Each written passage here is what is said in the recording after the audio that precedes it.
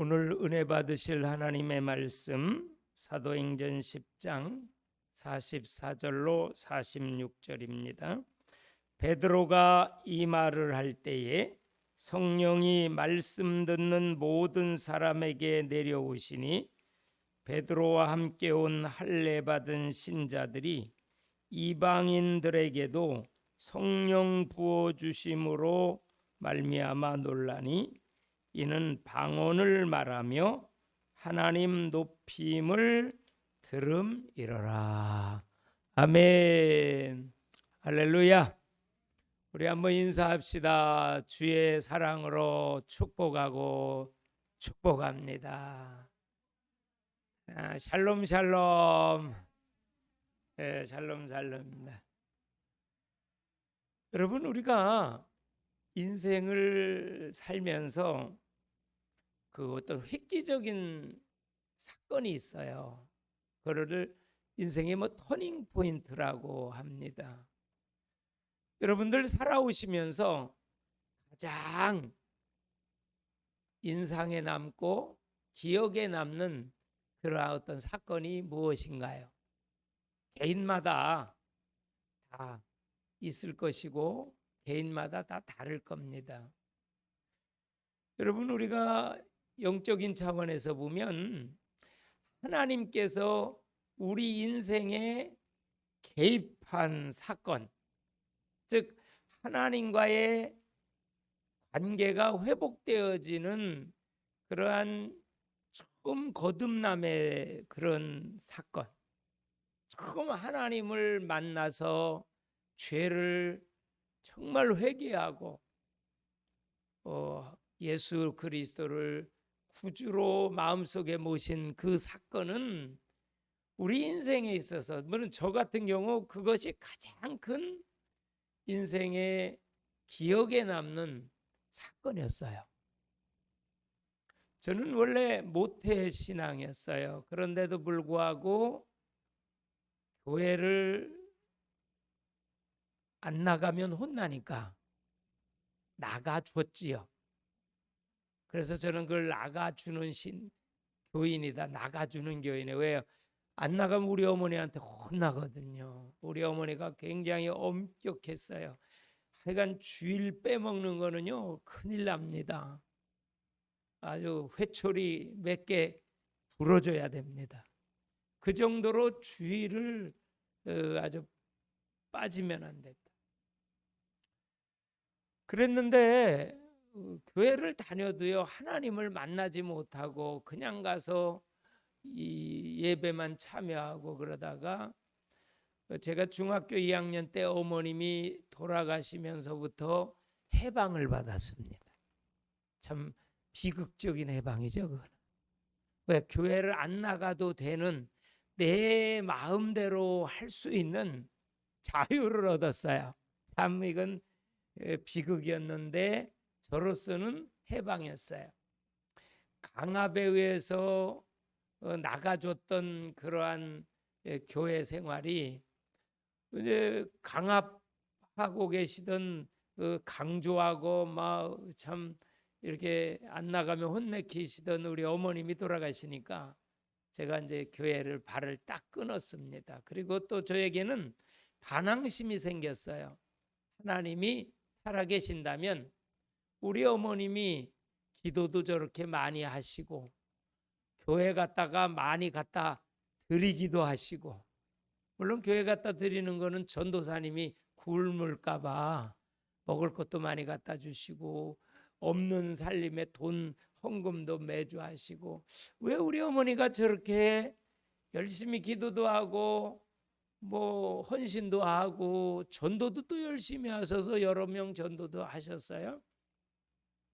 그랬던 어머님을 왜 49살에 암으로 하나님이 데려가셨냐 이거예요. 저는 이해가 도무지 안 돼서 하나님은 안 계시다, 하나님은 죽었다, 그렇게 생각하고 하나님을 떠났습니다. 다시 말해서 교회의 발을 끊었습니다.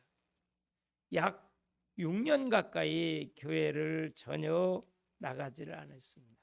그런데 고등학교 졸업하는 해에 많은 갈등 속에서 하나님의 성령께서 어느 부흥 집회로 저를 인도하셨습니다. 그것도 아주 산골에 있는 아주 조그만한 교회 부흥회에 하나님께서 강력하게 이끌어 주셔서 참여하게 됐어요.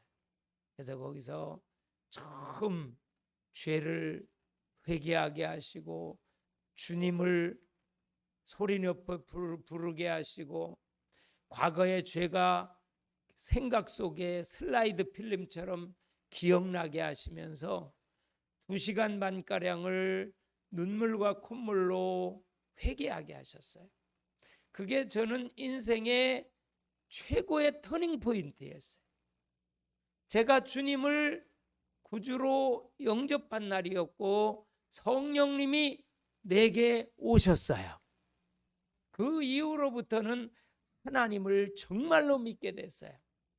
어려움도 많았고 핍박도 많았고 문제도 많았지만 그래도 하나님은 정말 살아계십니다. 하나님이 저를 찾아오셨는데 성령이 임하셨어요. 그때 눈물 콧물로 회개하게 하셨습니다. 오늘 베드로라고 하는 인물이 있었습니다. 하나님이 베드로의 인생에 개입하셨습니다. 주님이 그를 만나 주셨습니다. 누가복음 5장 1절로 11절에는 이런 말씀이 있어요. 게네사렛 호숫가에서 어부들이 밤새도록 그물을 던져 고기를 잡았습니다. 그런데 그 전날 밤에는요 고기가 한 마리도 안 잡히는 거예요. 이 어부들은요 그게 생업이기 때문에 고기가 안 잡히면요 집안 사람들이요 먹을 것이 없는 거예요. 생계의 위협을 느끼는 거예요. 취미로 낚시하는 게 아니에요. 고기를 반드시 잡아야 되는데 밤새도록 그물을 던졌는데 고기를 잡지 못해서 동이틀 무렵 빈 그물을 씻고 있었어요. 그때 어떤 한 분이 딱 등장하는데 많은 사람들이 따라오는 거예요. 예수님의 새벽 기도했어요. 예수님이 바닷가에서 게네사렛 호숫가에서 근데 빈 그물을 씻고 있던 그 사람 어부들에게 그 배를 빌려 달라는 거예요. 빈 그물을 씻고 있는데 그러더니 배 위에 올라가셔서 말씀을 하셔요. 그리고 시몬이라고 하는 베드로에게 깊은 데로 가서 그물을 내려 고기를 잡으라 그렇게 말씀하세요. 그런데요 이 어부들은요 어느 시점에 그물을 내려야 고기가 잡히는지를 잘 알고 있었어요. 게네사렛 호숫가는 너무나도 투명하고 맑아서 벌써 동이 트고 그러면 그물을 던질 때 고기들이 다 도망가는 거예요. 그래서 어부들은요 낮에 그물을 던져서 고기를 잡는 게 아니라 밤에 가서 그물을 던져 고기를 잡는 거예요. 어부들은 물고기 잡는 데에 노하우가 있는 거예요. 경험이 풍부해요. 그런데 날이 다 새어가 가지고 이제는 동이 텄는데 말씀하시던 분이 깊은 데로 들어가서 그물을 내려 고기를 잡으라고 그러는 거예요. 그때에 시몬이 그래요.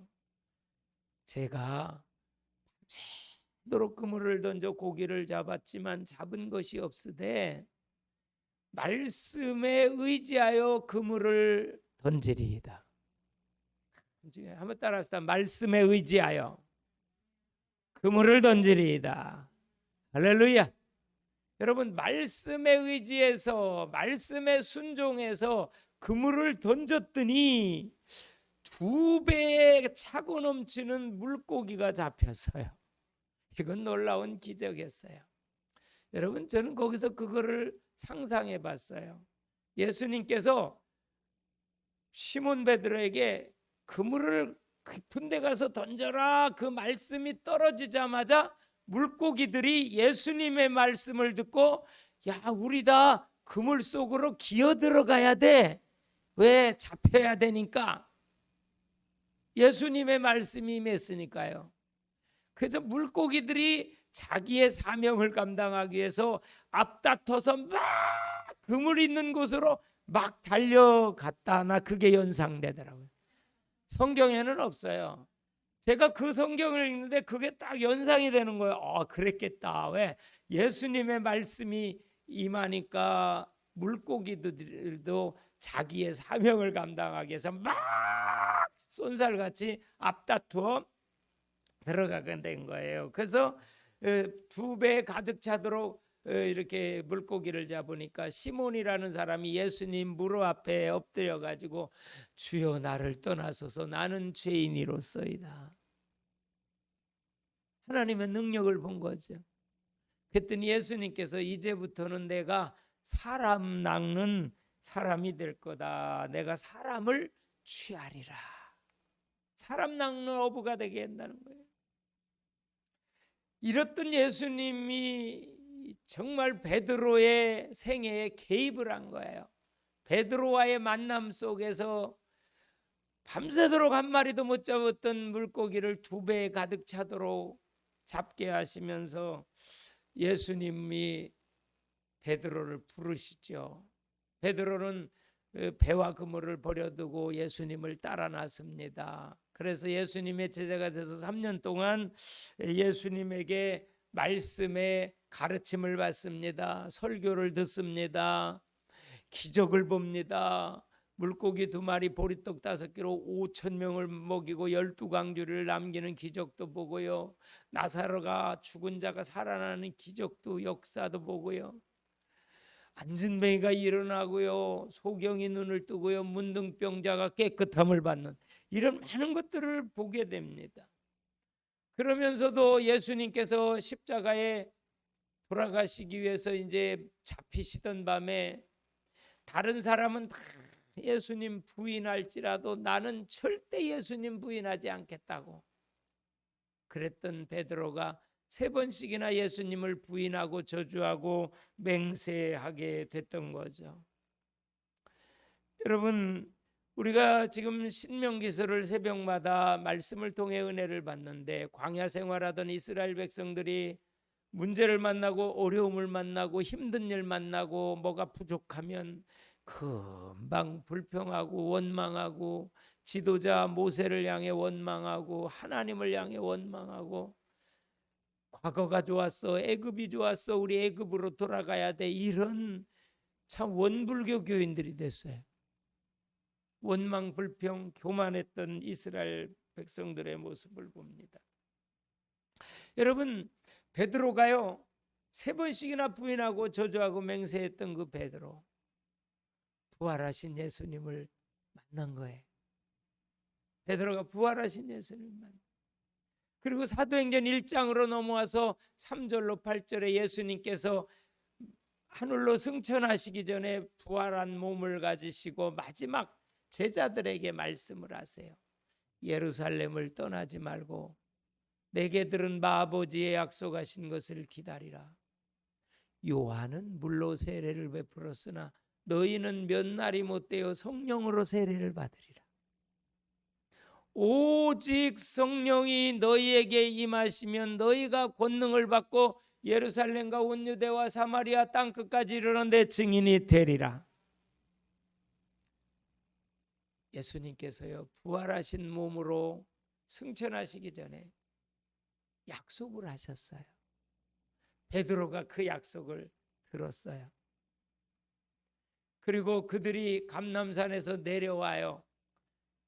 마가다락방에 모여요. 사도행전 1장 14절에 보니까 마음을 같이하여 오로지 기도에 힘쓰니라. 전혀 기도에 힘쓰. 뭘 가지고요? 예수님이 약속하신 그 약속을 붙잡고 오로지 전혀 기도에 힘쓰니라. 그랬더니 사도행전 2장 1절로 4절에 보니까 하나님의 약속하신 때 오순절 날이 되었을 때에 성령이 기도하는 그 모든 사람에게 충만히 임한 줄로 믿습니다. 여러분, 하나님의 약속을 붙잡고 기도하면 성령이 충만히 임합니다. 우리는 성령 충만 받은 경험들이 다 있습니다. 또 성령이 우리 안에 내주하고 계십니다. 그렇기 때문에 예수님을 구주로 유일한 구원자로 우리가 믿고 의지하고 고백하지요. 근데 그러니까 성령이 충만함을 받아야 우리가 죄도 이기고 사단도 이기고 세상도 이기고 문제도 이기고 자신도 이기고 어떠한 것도 다 돌파할 수 있는 것이 성령의 충만함입니다. 성령의 충만함은 그 어떤 것이라도 다 돌파해 버립니다. 그래서 사도행전을 가르쳐서요, 성령의 돌파와 십자가의 전달자입니다. 성령으로 돌파해서 주의 복음을 로마까지 전하게 되죠. 여러분, 사도행전 2장 14절로부터 41절에 보면 성령 충만함 받은 베드로가 막바로 나가서 설교를 시작합니다. 그게 오순절 설교입니다. 예수님이 우리 위해서 십자가에 죽으시고 부활하셨다. 구약에 예언된 그 예수님이 오셨다. 그리고 십자가에 죽으셨던 예수님이 3일 만에 부활하셨다. 너희들이 그 예수님을 믿으면 구원을 받게 될 것이다. 복음을 통한 설교를 했더니 그때에 심지어는 그래요. 정말 3,000명이 더하더라. 41절을 한번 볼까요? 사도행전 2장 41절에 보니까 이런 말씀이 있어요. 그 말을 받은 사람들, 그 말이 뭐냐면 베드로가 오순절에 지나서 설교를 하는 거예요. 오순절날 성령 충만 받고 막바로 2장에 나가 설교를 하는데, 베드로의 설교를 말씀을 받은 사람들은 세례를 받음에 이날의 신도의 수가 3,000이나 더하더라. 여러분, 이때 신자의 수가요 3,000명이 더해져 버렸어요. 그 비겁했던 베드로, 예수님을 배반했던 베드로, 도망갔던 베드로, 예수님을 막 저주했던 베드로, 그 베드로가 예수님의 말씀처럼 다 굴기 전에 내가 3번 나를 부인하리라, 이 말씀이 생각나가지고 닭울음 소리를 듣고 나가서 펑펑 통곡하며 회개했습니다. 회개하고 성령 충만 받으니까 하나님께서 베드로를 이렇게 들어 쓰시는 줄로 믿습니다. 베드로가 위대해서 쓴 것이 아닙니다. 하나님이 위대하셔서 베드로를 AS 하시고 베드로를 변화시키고 그래서 다시 쓰시는 거예요. 여러분, 성령 충만 받으면요 모든 것이 회복됩니다. 성령 충만 받아야 정말 복 있는 인생을 살고, 성령 충만 받아야 사명 감당할 수 있고 하나님 앞에 위대하게 쓰임을 받을 수가 있습니다. 그랬더니 사도행전 3장 1절로 10절에 보니까 이제 제9시 기도 시간에 막바로 성전에 올라갑니다. 그동안에는요 유대인들이 들어가지고 문을 걸어 잠그고 방 안에 있었던 그 제자들이요 성령 충만 받고 나니까 예루살렘으로 막 다 튀어나갑니다. 베드로는 제9시 정시 기도 시간에 요한과 더불어 성전에 기도하러 올라갔습니다. 여러분, 내 집은 만민이 기도하는 집이라. 우리 김포 예심교회 이 예배당을 허락하신 것은 내 집은 만민이 기도하는 집이다. 여기는 기도하는 집입니다. 예수 이름으로 기도하고 예배를 통해서 하나님께 영광 돌리시고 우리에게 이런 아름다운 성전 주신 하나님을 찬양합시다. 기도의 초소 마음껏 여기서 부르짖어. 여기서 암만을 부르짖어도 아무도 얘기를 안 해요. 전혀. 우리는 마음껏 부르짖어도 기도하시고 정말 묵상으로도 기도하시고 개인도 기도하시고 합심도 기도해야 돼. 그래서 사도행전 3장 1절로 10절에 보니까 이제 기도하러 올라가다 보니까요 거기 안전뱅이가 있어요. 근데 이 사람은 태어나면서부터 걸어보지를 못한 사람이, 이 사람이 구걸하려고요. 거기에 한 푼 주시어요 하면서 앉아 있는 거예요. 사람들이 이제 업어다가 앉혀놓으면 성전 왔다 갔다 하는 사람들이 그래도 좀 구제를 하고 선한 마음이 있을 것 같으니까 거기서 구걸을 해요. 베드로가 그를 바라보면서 은과 금은 내게 없으나 나사렛 예수 그리스도의 이름으로 일어나 걸으라. 손을 잡아 일으켰더니요, 나면서부터 앉은 뱅이 한 번도 걸어보지 못했던 그 사람이요, 벌떡 일어나서 뛰어서서 성전에 들어가며 하나님을 찬양한 줄로 믿습니다. 하나님께서 성령 충만 받으니까 이런 엄청난 기적들을 행해 주십니다. 그러면서 베드로는 계속 복음을 전하다가 드디어 10장으로 넘어와서요, 고넬료라고 하는 인물이 등장합니다. 10장 1절을 한번 봅시다. 가이사라에 고넬료라는 사람이 있으니 이달리아 부대라는 군대의 백부장이라. 이게 로마 군인이었고요, 로마 군인 중에서 100명의 부하를 거느린 그러한 아주 장수였습니다. 그가 어떤 사람인지가 2절에 나와요. 고넬료는 경건하여 온 집안과 더불어 하나님을 경외하고, 아니 로마 사람인데도요, 하나님을 경외하고 백성을 많이 구제하고 하나님께 항상 기도하더니. 할렐루야. 근데 이 사람에게는요, 성령 충만함이 필요했어요. 이렇게 했어도요, 여러분, 사람들이요 성령 받지 못하고도요 예배의 어떤 행위를 할 수 있고요, 다른 사람을 막 도와줄 수도 있고요, 기도할 수도 있어요. 그러나 우리가 성령 충만함을 받는 것은 하나님의 의도요 소원인 줄로 믿습니다. 모든 것을 성령으로 해야 돼요. 자신의 힘으로 하고 그러면 자신의 의가 나타나요.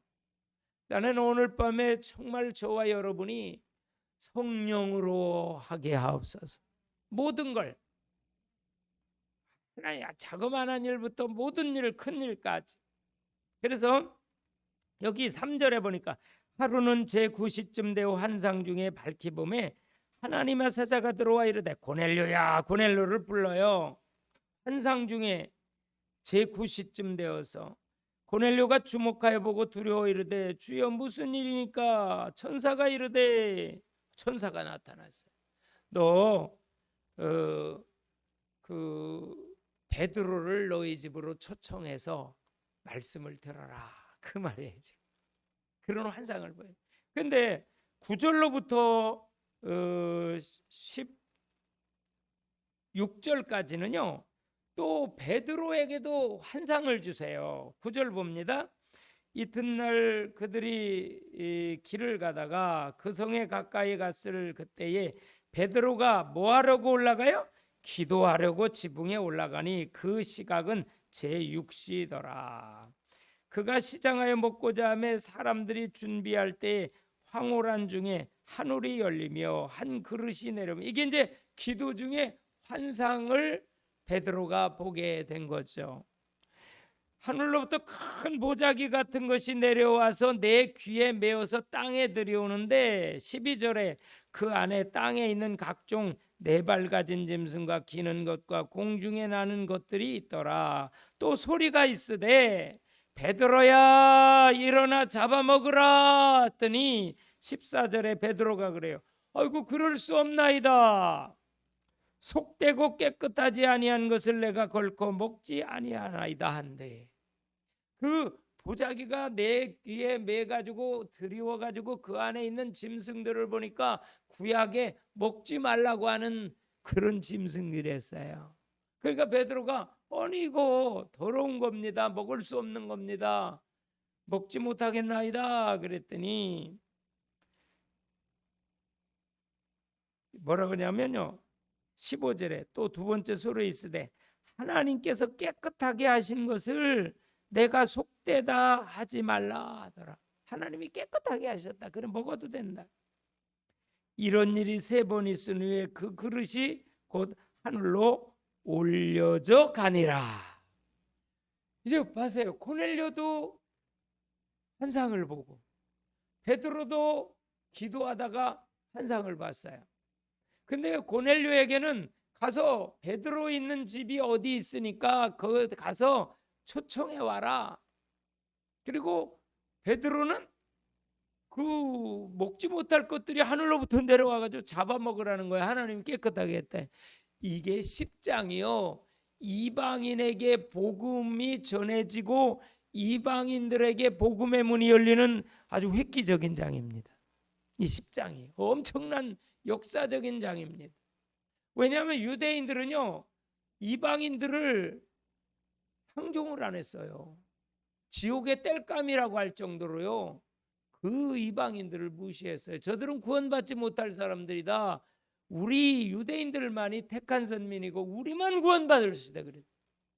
근데 베드로 사도에게 이 먹지 못할 것을 하나님이 깨끗하게 해주셨고 그걸 먹으라고 3번이나 환상을 보여주신 것은 고넬료의 집에 가서, 이방인의 집에 가서 복음을 전해라, 설교해라.